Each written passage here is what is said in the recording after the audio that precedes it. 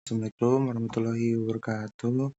Kami dari kelompok 3, mata kuliah Termodinamika 2 dengan dosen pembimbing, yaitu dosen pengampu yaitu Bapak Haji Jojo Sumarjo, STMT. Nah, kami dari kelompok 3 ini akan membawakan analisis optimalisasi manajemen daya chiller untuk rencana AC sentral industri. Nah, begitupun latar belakang. Latar belakang ini pertumbuhan penduduk dan ekonomi mendorong peningkatan kebutuhan energi nasional. Sektor industri menyumbang sekitar 30% dari total konsumsi listrik dengan sistem pendingin udara atau yang bisa disebut AC, menyerap hingga 50% daya gedung.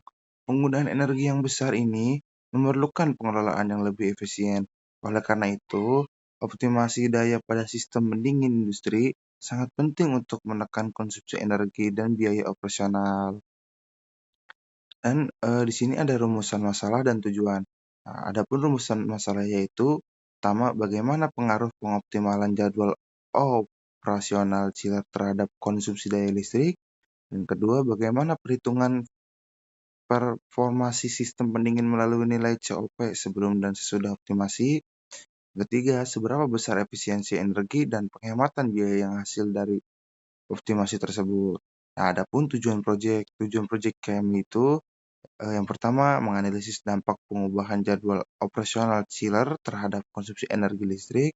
Yang kedua, menghitung dan membandingkan nilai COP sistem pendingin sebelum dan sesudah optimasi. Yang ketiga, mengetahui potensi penghematan energi dan biaya operasional yang diperoleh dari manajemen daya chiller, penerapan konversi energi.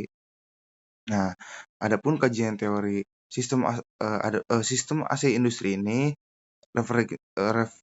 refrigeransi penurunan suhu udara. Adapun komponen AC-nya itu chiller, AHU, FCU, valve, dan pompa. Adapun sistem kompresi uap, yaitu ada kompresor, kondensor, katup ekspansi, dan evaporator. Maaf ya Kang, tadi ada sedikit videonya kepotong. Nah, jadi selanjutnya itu ada perhitungan kerja ya, yang dimana COP sama dengan IR per WK. Nah, adapun COP-nya ini adalah Coefficient of Performance sama dengan efek refrigerasi bagi daya listrik yang dikonsumsi oleh chiller. Nah, daya listrik yang dikonsumsi itu PI, yang dimana PI itu adalah daya input chiller, V tegangan input chiller, I arus listrik chiller, dan konstanta adalah faktor daya. Nah, adapun rumusnya itu PI sama dengan tegangan input chiller dikali konstanta akar pangkat 3 bagi 1000. Dan konsumsi energi chiller, total energi yang dikonsumsi oleh pendingin selama operasi dapat dihitung dengan menggunakan rumus berikut, yaitu W sama dengan W sama dengan P dikali T. Nah, adapun W itu adalah energi listrik, P daya listrik chiller saat beroperasi, T adalah waktu operasional. Konsumsi energi rata-rata per hari, rumusnya itu berikut dapat digunakan untuk menghitung konsumsi daya harian rata-rata dari pendingin selama operasi. Nah, di situ tuh di mana KWH per hari itu konsumsi energi listrik rata-rata tiap dalam satu hari, dan sigma P yaitu total daya listrik chiller selama operasionalnya, dan T itu adalah waktu. Dan di sini ada metode penelitian. Bandingkan jadwal awal versus optimasi. Nah, kami sudah membandingkan jadwal operasi awal chiller dengan jadwal hasil optimasi, misalnya menggunakan shifting load, timing scheduling, atau automation. Nah, tujuannya itu melihat pengaruh optimasi terhadap konsumsi energi dan mengambil data parameter listrik chiller jadi gimana ya? Mengambil data parameter listrik itu kita harus mencari tegangan, arus, faktor daya jika ada, dan efek refrigerasi. Nah, pengukuran menggunakan avometer itu alat digital avometer atau climb meter, fungsinya mengukur arus dan tegangan secara real-time, verifikasi data terhadap sistem kontrol atau panel monitoring CIL. Nah, hasilnya itu pengoptimalan konsumsi daya pendingin adalah dengan rencana startup pada pukul 10 pagi dan rencana pemadaman listrik pada pukul 10 malam. Jadwal yang dioptimalkan adalah penundaan waktu mulai dari chiller, yaitu 2 jam pada hari kerja dan 2 jam pada hari libur. Rata-rata konsumsi arus setelah pengoptimalan berkurang 34%. Rata-rata nilai arus dan tegangan sebelum optimasi adalah 885 ampere dan 394 volt dengan cos sama dengan 0,87. Nah, di sini adapun rumus-rumusnya yaitu PI ya 39 dikali 0,87 dan dikali 1,73 dibagi 1000. Itu hasilnya 524,81 kilowatt. Kita lanjut lagi ya, teman-teman. Nah, di sini ada hasil perhitungan COP. COP chiller 1 dengan menggunakan data chiller 1 pada tabel 9 dan hasil perhitungan COP chiller 1 adalah sebagai berikut. COP sama dengan 1758 per 271,40 sama dengan 6,478. Nah, COP chiller 2 berdasarkan data yang ditunjukkan pada tabel 9 untuk chiller nomor 2, hasil perhitungan untuk chiller COP nomor 2 adalah sebagai berikut, yaitu COP sama dengan 1758 per 252,62 sama dengan 6,959. Nah, di sini ada COP chiller 3 berdasarkan data chiller 3 pada tabel 9. Hasil pertimbangan COP chiller 3 adalah sebagai berikut, yaitu COP sama dengan 1758 per 271,46 sama dengan 6,4775 atau sama dengan 6,478.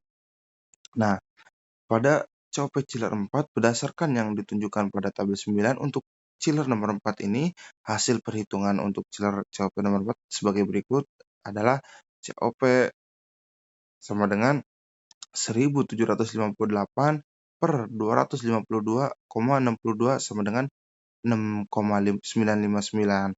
Nah, COP chiller 5 di sini rumusnya itu sama ya. COP sama dengan 1758 per 271,40 sama dengan 6,478. Nah, COP rata-rata chiller 1, chiller 2, dan chiller 3, chiller 4, dan chiller 5 berdasarkan hasil perhitungan COP chiller 1 hingga chiller 5 didapatkan nilai COP rata-rata sebagai berikut. Nah, COP rata-ratanya itu tinggal ditambahin semua dari 1 sampai 5 lalu dibagi 5. Jadi hasilnya sama dengan 6,718. Hasil perhitungan COP di atas dapat disimpulkan bahwa nilai COP yang dioptimasi lebih tinggi.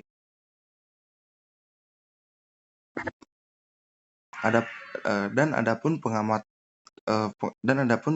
finansial yang dihasilkan yaitu sangat beda jauh ya teman-teman. Harga listrik untuk daya lebih dari 30 kilovolt ampere, maaf teman-teman kepencet, adalah rupiah 971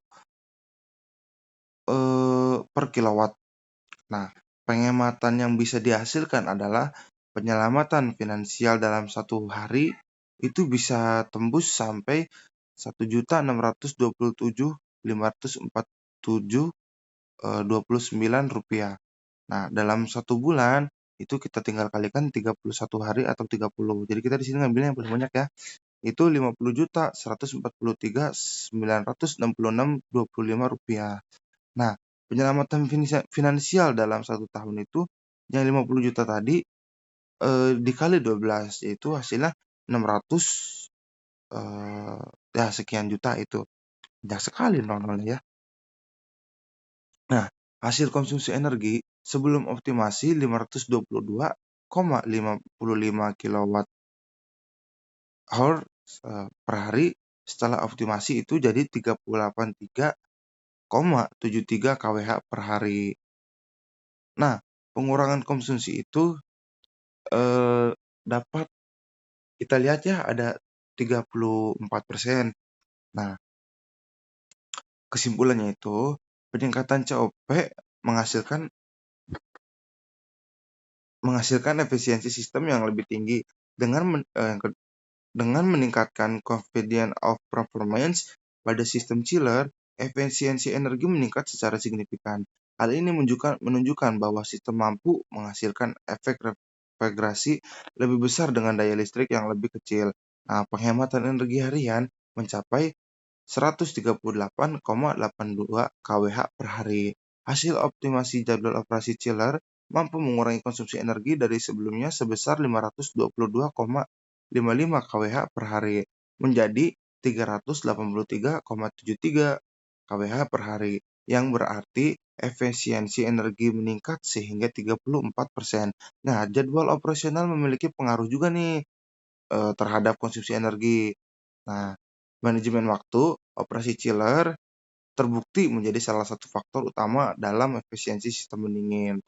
Nah, jadi kalau misalkan mau awet, biar kagak mahal bayarnya, itu kalau emang mau dipakai dinyalain. Nanti kalau misalkan udah pergi, nanti matiin. Nanti kalau misalkan dinyalain terus, ya kita bayarnya akan mahal bayar listriknya.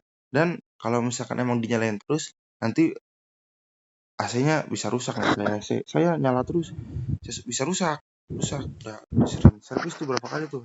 Nah, itu eh, disarankan untuk menerapkan sistem penjadwalan otomatis untuk menyalakan dan mematikan chiller sesuai kebutuhan aktual agar konsumsi daya tetap optimal dan efisien. Nah, ini mungkin penutup dari saya. Saya perwakilan dari kelompok 3. Terima kasih atas perhatiannya dan kerjasamanya. Wabil taufik wal hidayah. Wassalamualaikum warahmatullahi wabarakatuh.